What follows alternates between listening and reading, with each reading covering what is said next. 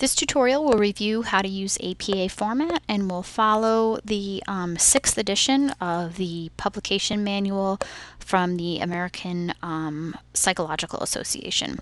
It's recommended that you get your textbook and follow along, and really the most important thing is for you to start using, somehow marking your book in the sense of creating an easy reference tool. Just kind of an overview in terms of professional writing. You want to think about using formal language, no slang, being concise, typically writing in third person, thinking about the flow and organization. Each paragraph should be connected to the previous paragraph. Each paragraph should have a topic and supporting evidence within. Spelling out acronyms, especially when used for the first time, and no abbreviations.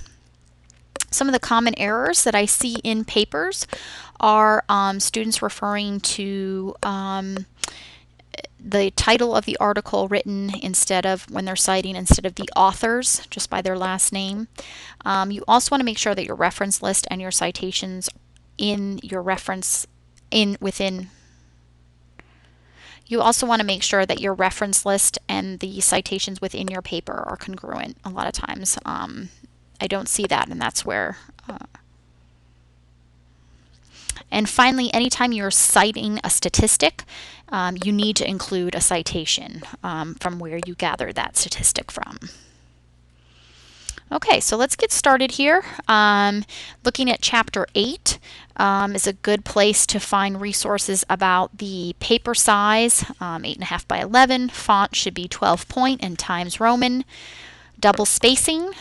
Margins should be an inch at the top, bottom, left, and right. Paragraph should indent on the first line for the beginning part of each paragraph. And page numbers should begin with the title page. Title page should have page number 1. You should use a running head along with the page number at the top of the page. Okay, so for the running head and page number, at the top of the paper you'll write the word running head : and include 2 to 3 words in the title of your paper on the upper corner of your paper.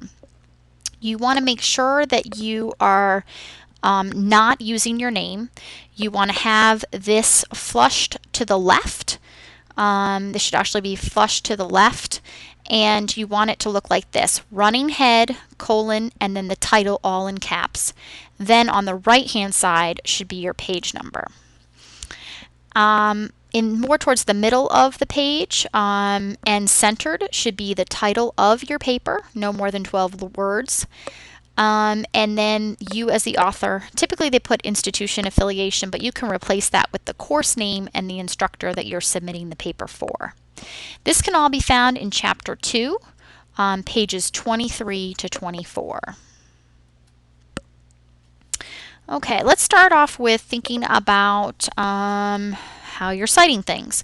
APA format is typically used to cite things in terms of both paraphrasing and direct quotes. Paraphrasing is using the ideas of another author, not their exact words, perhaps ideas or concepts, and so you're needing to cite the author and the year. Direct quotes are when you actually pull word for word statement from an article or from a source. In this case, you need to put quotation marks around the words that belong to the original source, and then you need to cite the author, year, and page number. Again, this kind of makes sense because if I need to go back and find that direct quote, I need to know the page number or the paragraph where that information is found. Okay, so let's talk about this whole idea of paraphrasing and direct quotes and how you're doing that in terms of citing stuff. In Chapter 6 of your APA manual, sections 601 through 606 are good references. They actually talk about avoiding plagiarism by citing the source where you obtained the main idea, concept, or direct quote. They also mention this concept of self-plagiarism when you're presenting the same material as though it were new. This includes submitting assignments for the same paper for 2 different course assignments. So reviewing pages 169 through 172 for this information. Okay, citing your references in the text. When you are planning to use a direct quote or a paraphrase statement, in chapter 6, section 611, is where they talk about how to cite with one author. Multiple authors is noted on section 612. And the electronic resources is reviewed in 615. Now this is actually new. So first of all, if there's an author from the electronic source, you want to use that. A lot of times though, if you're gathering information from a website or some electronic source, they may not have an author.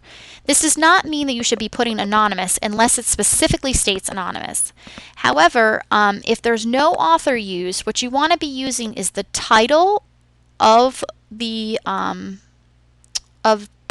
publication, or even the organization that's maybe publishing it.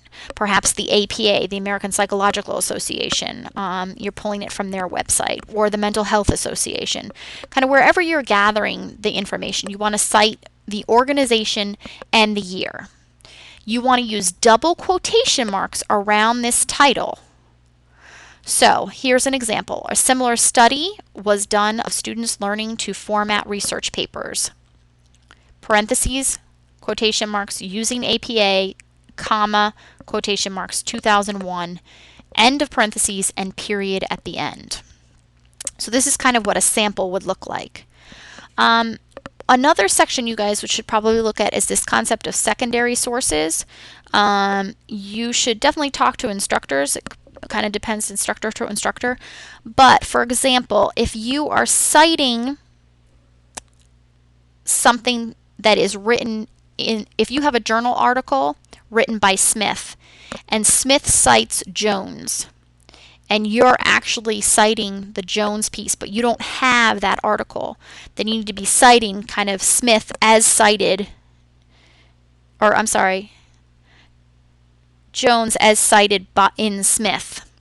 And so a lot of times at this point, you may be not gathering the original source, the Jones article. So that's one thing to be thinking about, and be checking with instructors if it's okay if you use secondary sources that way. So again, reviewing section 617. Finally, the personal communication. For your policy course, you guys need to be doing interviews. So because a personal communication is not actually recoverable data, you typically don't have a record of it per se, then it's not included in the reference list. But you do need to cite personal communications in the text of the paper. And so this is reviewed in section 620 in terms of how that would look. And you're putting kind of the where you're obtaining it, and a parentheses, personal communication, and the date that you obtained that. So again, looking at the personal communication there.